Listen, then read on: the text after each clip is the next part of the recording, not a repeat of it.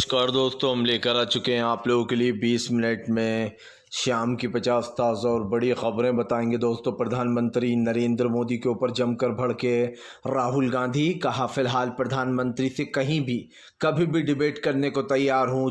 पूर्व जस्टिस के ऑफ़र को राहुल ने एक्सेप्ट किया। बताएंगे क्या है मामला, क्यों आखिरकार अखिलेश यादव की रैली में उमड़ा जन सैलाब देखकर बीजेपी में मची सुगबुगाहट हुई तेज़, और कैसे दोस्तों केजरीवाल के आने के बाद दिल्ली का पूरा गेम जो है यहाँ पर वो सीधे सीधे सातों की सातों सीटें आएंगी आम आदमी पार्टी और कांग्रेस के अंडर में। बताएंगे क्या है केजरीवाल की रिहाई का मामला, तमाम मुद्दों पर होगी बात। बताएंगे कैसे ओवैसी ने बीजेपी को लपेटा है। तो फिलहाल उससे पहले अगर आपने अब तक चैनल को सब्सक्राइब नहीं किया तो जल्दी से कर लीजिए। आपको बताते चले दोस्तों, प्रधानमंत्री नरेंद्र मोदी के ऊपर जमकर भड़के राहुल गांधी बोले, प्रधानमंत्री से मैं कहीं भी कभी भी डिबेट करने के लिए तैयार हूं, लेकिन मैं जानता हूं कि प्रधानमंत्री तैयार नहीं होंगे। यानी कि दोस्तों एक तरीके से देखा जाए तो जो पूर्व जस्टिस मदन लोकुर हैं, उन्होंने दोस्तों दरअसल आपको बता दें कल एक बयान जारी किया था, जहां पर उन्होंने कहा था कि मैं पीएम नरेंद्र मोदी और विपक्ष के राहुल गांधी दोनों को न्योता देता हूं कि वो 1 to 1 सामने आएं और दोनों लाइव जनता के सामने बहस करें, जनता के सवालों का जवाब दें और दोनों के बीच में बहस हो ज़ोरदार, ताकि जनता को पता चले कौन सही है कौन गलत है।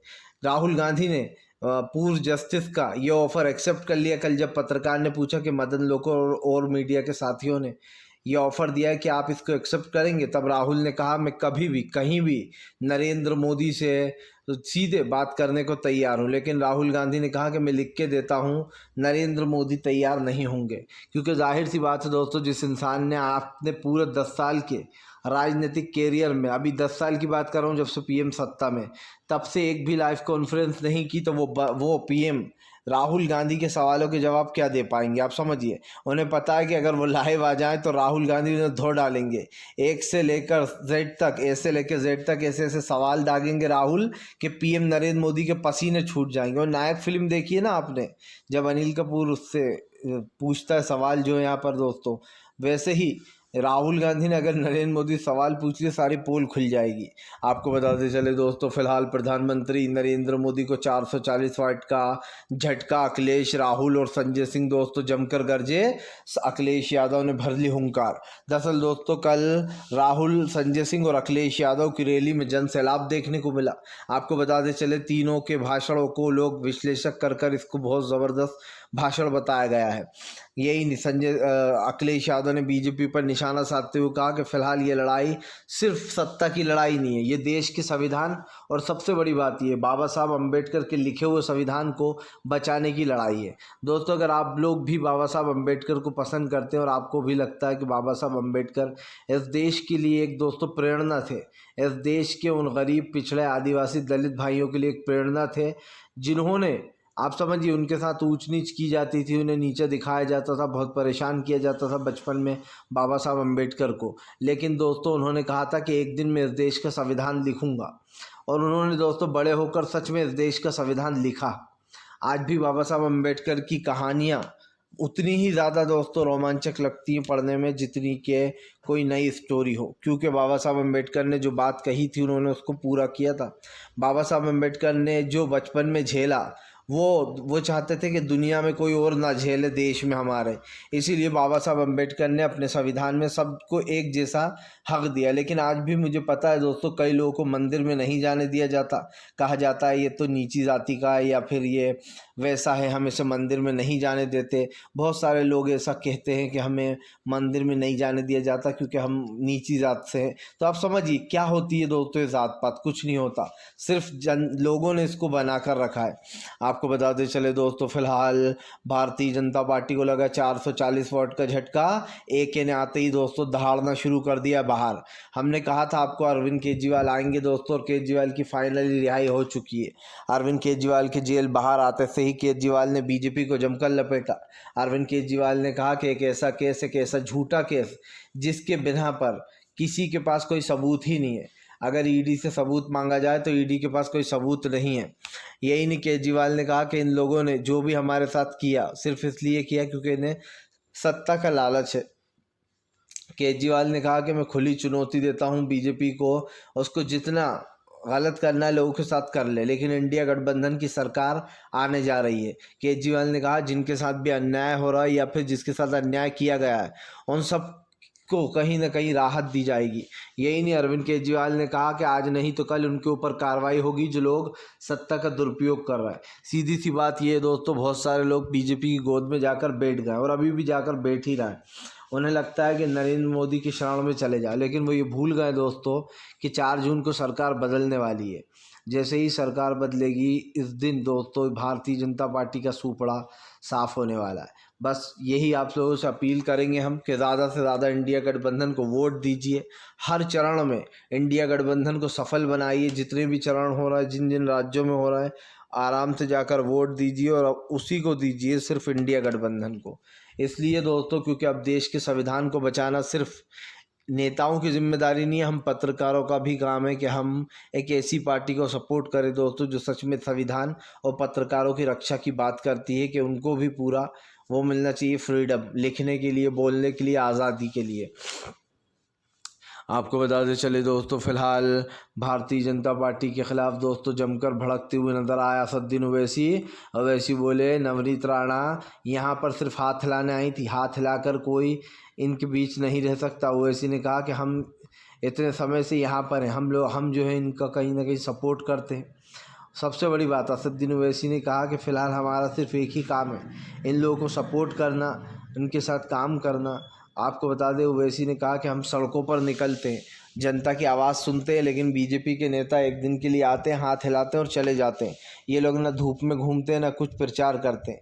सीधी सी बात है दोस्तों, यहाँ पर ओवैसी ने जमकर भड़ास निकाली। ओवैसी ने कहा कि उनका वो जो 15-20 सेकंड वाला बयान है वो बहुत ही शर्मनाक बयान था, लेकिन मैंने तो बोला कि पीएम नरेंद्र मोदी जगह बता दे कहाँ आना है, मुझे और मेरे परिवार को क्या करेंगे, ख़त्म करना चाहते हैं या फिर कुछ और करना चाहते हैं। यानी कि दोस्तों असदुद्दीन ओवैसी ने नवनीत राणा को जमकर धोया। आपको बताते चले दोस्तों, फिलहाल प्रधानमंत्री नरेंद्र मोदी के ऊपर जमकर दहाड़े संजय सिंह बोले मोदी तेरी भाजपा मेली हो गई है। दरअसल आपको बताते चले दोस्तों, संजय सिंह ने नरेंद्र मोदी को जमकर लपेटा। संजय सिंह ने कहा कि फिलहाल तानाशाह जिसने आज तक अडानी अंबानी का नाम नहीं लिया था, उसकी ज़ुबान पर भी अडानी और अंबानी आ गया। यही नहीं, यहाँ पर संजय सिंह ने प्रधानमंत्री को लपेटे में लेते हुए कहा कि इस देश के प्रधानमंत्री ने 2014 में कुछ वादे किए थे जनता से सत्ता में आने के बाद, लेकिन उन वादों को पूरा आज तक नहीं किया गया दोस्तों। क्या सच में आप समझिए 2 करोड़ नौकरियां हर साल मिल रही हैं? नहीं मिल रही, एक भी नहीं मिल रही। यही नहीं, इसके साथ साथ दोस्तों जो वादे, जितने भी वादे हुए हैं वो सब ज़्यादातर झूठे हैं। तो इसमें ये माना जा रहा है कि फ़िलहाल सरकार की जो नीतियाँ हैं या फिर जो सरकार के काम है उससे जनता बहुत ज़्यादा गुस्सा भी है। आपको बताते चले इससे पहले भी जनता के कई काम हैं जो सरकारों ने वोट देने से इनकार कर दिया सरकार को। अब की बार भी यही देखने को मिला। गुजरात में तो बीजेपी की हालत इतनी बेकार है दोस्तों कि क्षत्रिय समाज तो पहले ही नाराज़ है और गुजरात में बीजेपी को एक बड़ा झटका लग गया है। मतलब साफ है दोस्तों, 2024 के चुनाव की तस्वीर अब धीरे धीरे साफ होती चली जा रही है कि बीजेपी पिछड़ती जा रही है और दोस्तों इंडिया गठबंधन अपने मुकाम पर आगे बढ़ता चला जा रहा है। इंडिया गठबंधन कोई ऐसा वैसा गठबंधन नहीं है, ये देश का सबसे बड़ा गठबंधन होने वाला है दोस्तों, क्योंकि यहीं से पता चल जाएगा कि फ़िलहाल किसकी जीत होगी किसकी हार। आपको बताते चले दोस्तों, प्रधानमंत्री नरेंद्र मोदी के ऊपर जमकर भड़कते हुए नजर आए दोस्तों जो है यहाँ पर अखिलेश यादव। अखिलेश ने बीजेपी को जमकर लपेटे में लिया। आपको बताते चले दोस्तों, अखिलेश यादव ने बीजेपी को घेरे में लेते हुए कहा कि बीजेपी ने कोरोना वैक्सीन के नाम पर लोगों को ऐसे डोज लगवा दिए जिनसे उनकी जानें जा रही हैं। आपको बता दें अखिलेश ने कहा कि अब लोगों की ज़िंदगी का कोई भरोसा नहीं है, पल पल पर आप लोग अपना चेकअप कराएं, वरना कब गिर जाओगे गश खाकर ये किसी को पता भी नहीं चल पाएगा। क्योंकि जाहिर सी बात है दोस्तों, जिन लोगों ने भी वैक्सीन लगवाई उसके भयंकर साइड इफ़ेक्ट थे, खास कर हार्ट अटैक के चांसेस तो इतने बढ़ रहे हैं कि इससे मौतें वहीं पर हो रही हैं, सड़क पर ही। तो इसी को लेकर अखिलेश ने जमकर बीजेपी को घेरा और कहा कि बीजेपी ने सिर्फ पैसों के लालच में, चंदे के लालच में लोगों की जान खतरे में डाली है। आपको बता दें अखिलेश यादव यहीं नहीं रुके, उन्होंने कहा कि जब तक सब कुछ ठीक था तो नरेंद्र मोदी सर्टिफिकेट पर अपनी फ़ोटो लगवाने के लिए लोगों से लड़ रहे थे, खूब फ़ोटो लगा के दी जा रही थी नरेंद्र मोदी की। लेकिन जैसे ही पता चला कि वैक्सीन में गड़बड़ है, प्रधानमंत्री सर्टिफिकेट से अपनी फ़ोटो ही हटा ली। मतलब दोस्तों इस देश का प्रधानमंत्री कितना चालाक है समझने की कोशिश कीजिए। इस देश के प्रधानमंत्री के लिए जो भी कहा जाए वो सही होगा दोस्तों, क्योंकि एक चीज़ तो साफ दिखाई दे रही है, यहाँ की जो सत्ताएं हैं, जो सरकारें हैं, वो भी सवाल पूछने को आमेदा है।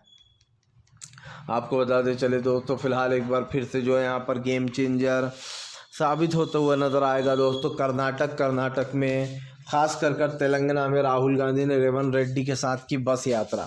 आपको याद होगा दोस्तों, जब कर्नाटक के चुनाव हुए थे तब भी राहुल गांधी ने बस यात्रा की थी। उस दौरान उन्होंने कई महिलाओं और कई लोगों से बात की थी और कहा था कि वो अब फ्री बस करने वाले।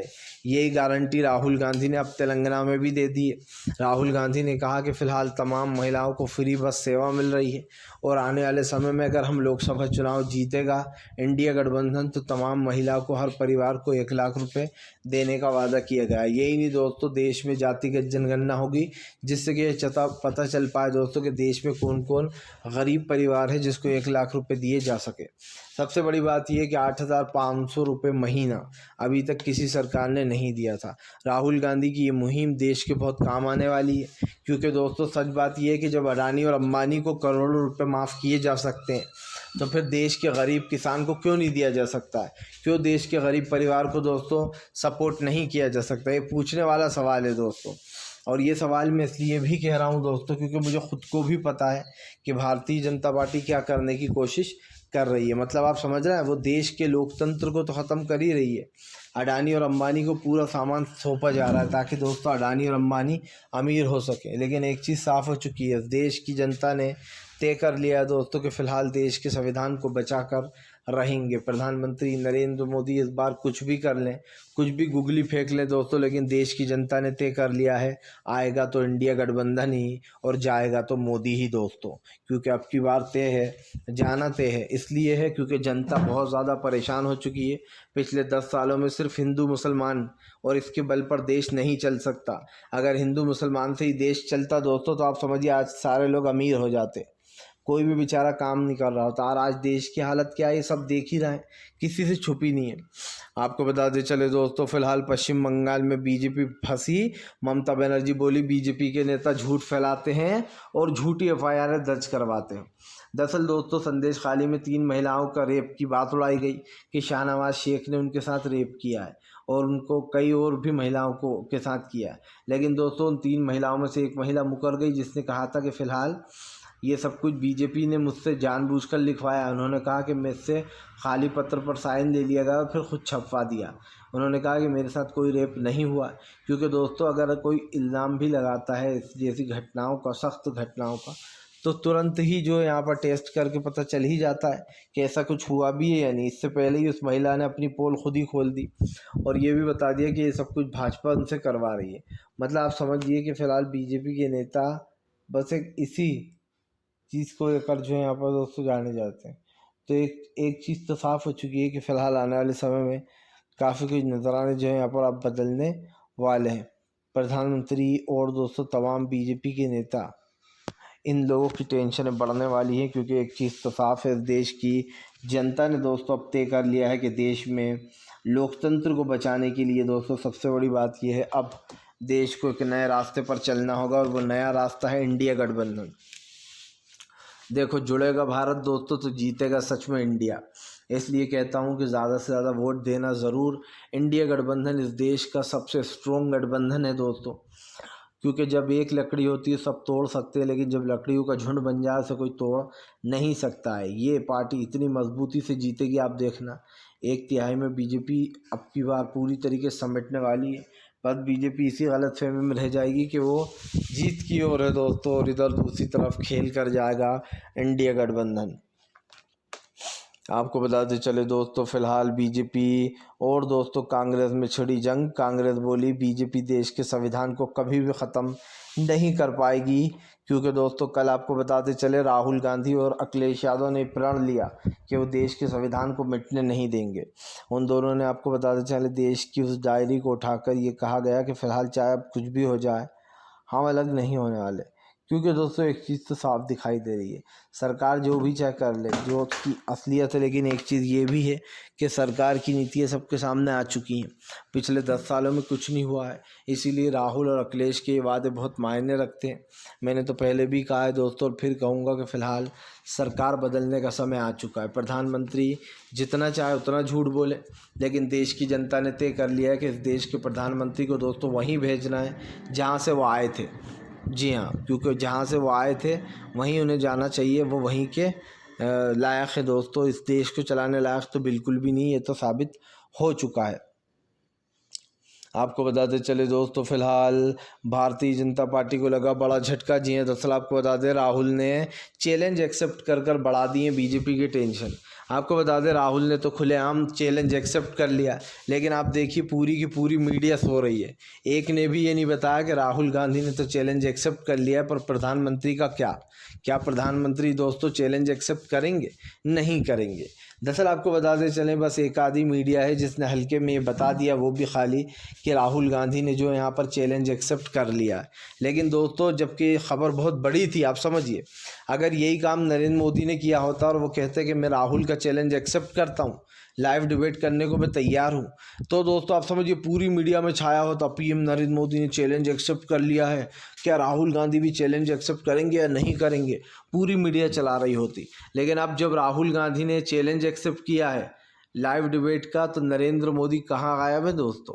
क्या नरेंद्र मोदी इस डिबेट को करने को तैयार हैं? हालांकि जो राहुल गांधी ने कहा वही मुझे भी पता है दोस्तों, कि इस देश का प्रधानमंत्री कभी भी तैयार नहीं होने वाला लाइव डिबेट के लिए, क्योंकि प्रधानमंत्री के पास कोई जवाब होंगे तो वो उसका सवाल का जवाब देंगे ना दोस्तों। फिलहाल तो ये साफ़ हो चुका है कि अब काफ़ी कुछ चीज़ें जो यहाँ पर वो बदली जा रही हैं। आपको बताते चले दोस्तों, प्रधानमंत्री नरेंद्र मोदी के ऊपर जमकर भड़कते हुए नज़र आए दोस्तों, जो यहाँ पर अखिलेश यादव। अखिलेश ने बीजेपी को जो यहाँ पर दोस्तों सबक सिखा दिया था। आपको बता दें दोस्तों, फिलहाल एक बार फिर से जो है यहाँ पर केरल सरकार को लेकर दोस्तों मामला सामने आया है। दरअसल आपको बताते चले, एक तरफ अरविंद केजरीवाल है और दूसरी तरफ केरल सरकार है। आपको बता दें, केरल सरकार और राहुल गांधी में कुछ खास बनती नहीं है, लेकिन लोकसभा के लिए केरल बहुत महत्वपूर्ण बन जाता है। आपको याद होगा दोस्तों, केरल हो या फिर कर्नाटक हो, इधर बीजेपी का कोई भी चांस नहीं है जीतने का। खास करके साउथ के राज्यों से बीजेपी साफ हो चुकी है, और यही कारण है जो इसका पूरा फ़ायदा दोस्तों इंडिया गठबंधन को मिल रहा है, और आगे भी मिलता रहेगा, क्योंकि हमने एक चीज़ जो है वो पूछ ली है कि आखिरकार ये तमाम चीज़ें हैं क्या। और इसी को लेकर दोस्तों जो 2024 का चुनाव है, उसमें सरकार की नीतियाँ और जो सरकार के ख़िलाफ़ जो चीज़ें हैं वो देश को पता होना चाहिए। और कहीं ना कहीं दोस्तों इस चीज़ को लेकर भी, क्योंकि सरकार चाहे कुछ भी कर ले, हमारे देश की जनता डरने वाली नहीं है। आपको बताते चले दोस्तों, फिलहाल फिर से एक बार जो है यहाँ पर देश में बदलाव की चली हवा। जी हाँ, गिरिराज सिंह पर तेजस्वी यादव भड़के।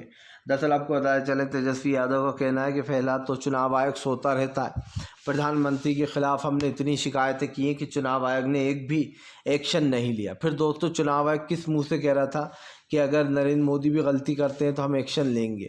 लेकिन दोस्तों पत्रकार की वो बात बिल्कुल सच साबित हुई कि अगर बीजेपी का कोई बड़ा नेता आचार संहिता का उल्लंघन करता है तो चुनाव आयोग चुप बैठा रहता है।